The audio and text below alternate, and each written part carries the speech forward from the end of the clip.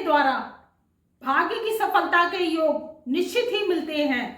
और जब हम कर्म करते हैं, आप कर्म करते हैं, तो भाग्य आपका साथ अवश्य देता है।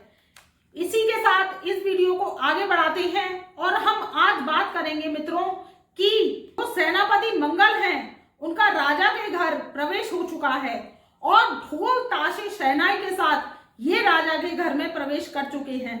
राजा ने इनको निमंत्रण दिया है, आमंत्रित किया है कि धनु राशि वालों का भाग्योदय कीजिए और उनकी हीरे जैसी किस्मत को चमकाकर रख दीजिए और उनके जीवन में भर भर कर दौलत दीजिए, पैसा दीजिए, परिवर्तन की क्रांति करिए, उनके जीवन में बूस्ट लाइए और उनके सकारात्मकता के योग बनाइए।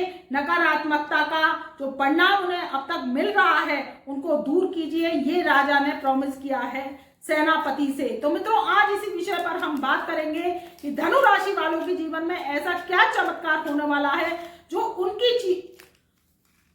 उनकी किस्मत चमकेगी डायमंड हीरे की तरह, कोहिनूर हीरे की तरह। और अब वो इस पृथ्वी पर राज करेंगे और इस पृथ्वी पर अपना पताका फहराएंगे।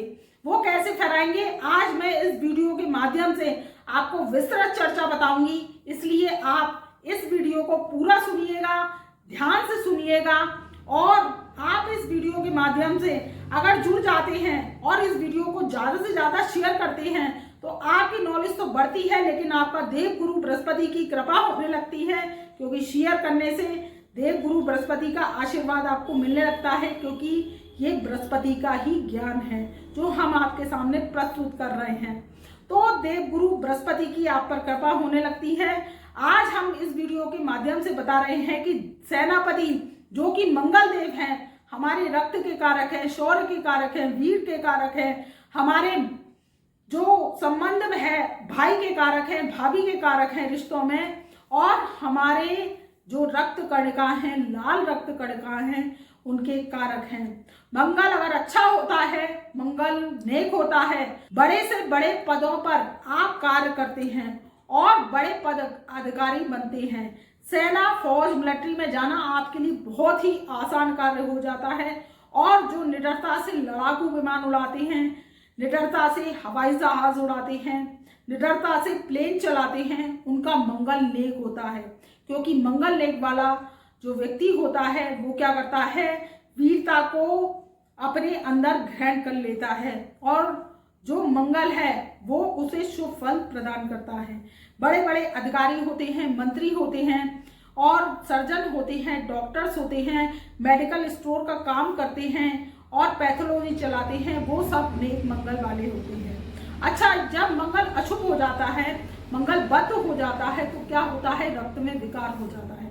रक्त में विकार कैसे हो जाता है कि परिवार में, कुटुंब में बनती नहीं है, तनातनी का माहौल चलता है, लड़ाई झगड़े, रट्टे, फजीयत, फसाद की स्थिति बनी रहती है और जमीनी विवाद, जो कि जमीन के अंदर जो विवाद होता है भाई बहन के पीछे, या भाई बहन खूना खच्चर कर देते हैं, अपने आपस में रिश्तों की मर्यादा को खो देते हैं, मार पिटाई करते हैं, जो मुकदमेबाजी करते हैं, मुकदमे लड़ते हैं, वो क्या होता है, मंगलबद्ध होता है। मंगलबद्ध हो जाता है तो खुशियों में नजर लग जाती है और क्या होता है कि जीवन में संघर्ष का सामना करना पड़ता है, अपने अपनों से ही दूर हो जाते हैं, विमुख हो जाते हैं।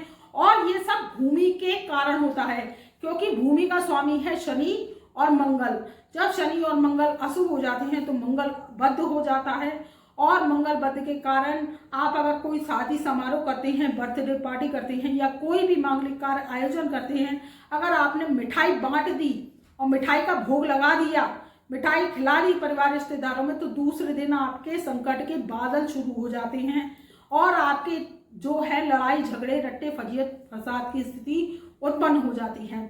तो हम बात कर रहे हैं मंगल देव की। मंगल देव ने राशि परिवर्तन कर चुका है, धनु राशि वालों के भाग्य स्थान में 1 जुलाई सन 2023 से प्रवेश कर चुके हैं 1:49 पर दोपहर के। तो वहां पर बैठे मंगल आपको शुभ फल देंगे। ये राजा का घर है। राजा का घर कैसे, सिंह राशि। सिंह राशि में मंगल का बैठना अति शुभ माना जाता है। क्योंकि जब राजा के घर सेनापति जाते हैं, राजा बुलाते हैं, आमंत्रित करते हैं, तो वो शुभ फल प्रदान करते हैं। वही भाग्य में बैठा मंगल धनु राशि वालों की अब हीरे जैसी किस्मत चमकाने आ गया है, क्योंकि मंगल देव 7 जुलाई सन 2023 से डिग्री को पकड़ रहे हैं। ये 10 डिग्री के हो जाएंगे। जब 10 डिग्री का मंगल हो जाएंगे, देखिए आते आते में जो ग्रह होता है, प्लेनेट होता है, वो क्या करता है, डिग्रिकली वाइज शिशु अवस्था में आता है। ग्रहों की 4 अवस्थाएं होती है। पहली होती है शिशु अवस्था, दूसरी होती है बाल अवस्था, तीसरी होती है किशोरावस्था और चौथी होती है वृद्धावस्था। तो ये 4 अवस्था के ग्रह होते हैं। अब क्या है, जो मंगल देव हैं वो 10 डिग्री से 7 जुलाई सन 2023 को अपनी डिग्री को पकड़ जाएंगे। तो क्या हो जाएंगे, युवा हो जाएंगे। 10 डिग्री से जो ग्रह होता है वो पावरफुल हो जाता है, बलवान हो जाता है। तो ये ग्रह क्या करेगा, अब आपके जीवन में तरक्की को लेकर आएगा। भाग्य में बैठा मंगल आपकी किस्मत, जो सोई हुई किस्मत अब तक चली आ रही थी जो धनु राशि वालों की, वो अब चमकेगी। आपको कर्मों का साथ मिलेगा, क्योंकि इनकी पंचम दृष्टि देव गुरु बृहस्पति की मंगल पर पड़ रही है। तो ये बहुत ही शुभ है। भाग्य का चमकना, भाग्य में तेजी आना, क्योंकि बाहुबल को बढ़ाना, क्योंकि कुछ काम भाग्य से होते हैं। कर्म कर कर के रह जाइए, प्रयास कर कर के रह जाइए, काम नहीं बनता है। अब आपका फोकस बनेगा, क्योंकि राहु भी आपको फल देगा, क्योंकि राहु क्या हो चुका है, बूढ़ा हो चुका है। राहु भी 28 अक्टूबर सन 2023 को राशि को परिवर्तन कर जाएंगे, राहु और केतु। तो राहु देव आ जाएंगे मीन राशि में और केतु देव आ जाएंगे कन्या राशि में। तो धनु राशि वालों के जीवन में वो भी हम वीडियो लेकर आएंगे कि क्या प्रभाव डालेंगे। अभी बात कर रहे हैं कि राहु बूढ़ा हो चुका है। अब जब राहु बूढ़ा हो चुका है तो गुरु और मंगल और शनि आपको शुभ फल देंगे। वहीं शनिदेव भी 17 जून सन 2023 से वक्रचाल पकड़ चुके हैं, तो आपके धन भाव पर रिबैक मार रहे हैं। वहीं धन भाव आपका होता है दूसरा, धन कुटुंब वाणी का और रुपये पैसे का, ससुराल का। तो वहां पर आपको शुभता मिलेगी, भर भर के पैसा आएगा। अगर आप जमीन से संबंधित काम करते हैं, लोहे से संबंधित काम करते हैं, मेडिकल स्टोर चलाते हैं, पैथोलॉजी का काम करते हैं, या कोई रेस्टोरेंट चलाते हैं, होटल चलाते हैं, और या कोई आप मेडिकल से संबंधित तैयारी कर रहे हैं, स्टूडेंट है, तो आपके काम बनने के योग है, सिलेक्शन होने के योग बने हुए हैं। तो प्रयास कीजिए, प्रयास फलदायकम होता है। आप हताश हो जाते हैं, धनु राशि वाले मेरे पास कमेंट भी आते हैं कि हमारा काम नहीं बन रहा है, हमारे जीवन में प्रॉब्लम्स आ रही है, ग्रह गोचर का लाभ नहीं मिल रहा है। तो फिर आप अपनी जन्म पत्रिका को दिखवाइए, कहीं उसमें राहु की महादशा, शनि की महादशा, मंगल बुद्धि की स्थिति, पितृदोष या कोई अन्य दोष तो नहीं है, या केंद्र दोष तो नहीं है। केंद्र दोष वो होता है कि केंद्र खाली पड़े होते हैं और आप नौकरी के लिए प्रयास करते हैं, व्यापार करते हैं, वहां पर क्या होता है, कर्जा हो जाता है, कर्जे की स्थिति हो जाती है। नौकरी करते हैं तो नौकरी लगती नहीं है, प्राइवेट नौकरी अगर लगती है तो बार बार छूट जाती है। तो उसके लिए क्या है कि हमने अपना व्हाट्सएप नंबर दे रखा है डिस्क्रिप्शन में, हमारी फीस अदा करके हमसे अपॉइंटमेंट ले सकते हैं, अपनी कुंडली दिखा सकते हैं, बनवा सकते हैं। अगर इस राजयोग का आपको लाभ मिल रहा है और कोई प्रॉब्लम नहीं आ रही तो फिर कोई आपको पत्रिका दिखवाने की जरूरत नहीं है, और प्रॉब्लम आ रही है तो आप हमसे मिल लीजिए। अब बात कर रहे हैं धनु राशि वालों के भाग्य की, तो आपको भाग्य का साथ मिलेगा। वहीं पर जो बुध देव हैं आपके 10th हाउस के लॉर्ड होकर कन्या राशि के और मिथुन राशि के लॉर्ड होकर उच्च के चल रहे हैं आपके 7वें भाव में। वही सूर्य देव भी विराजमान है। सूर्य बुध का बुध आदित्य राजयोग बना हुआ है, आपके 7th हाउस है। वही भद्र नामक राजयोगी लगाकर बुध बैठे हुए हैं। तो आपके काम बन रहे हैं, आप काम की तैयारी कीजिए। जिनकी शादी नहीं हो रही है उनका शादी विवाह ढोल ताशे जोर शोर से बजने वाले हैं, क्योंकि देव गुरु बृहस्पति भी भरणी नक्षत्र में प्रवेश करने जा रहे हैं 10 जुलाई सन 2023 को। तो ये शुक्र के नक्षत्र में प्रवेश करेंगे। आपके घर में मांगलिक कार्य होंगे, व्यवसाय नहीं चल रहा था व्यवसाय चलेगा।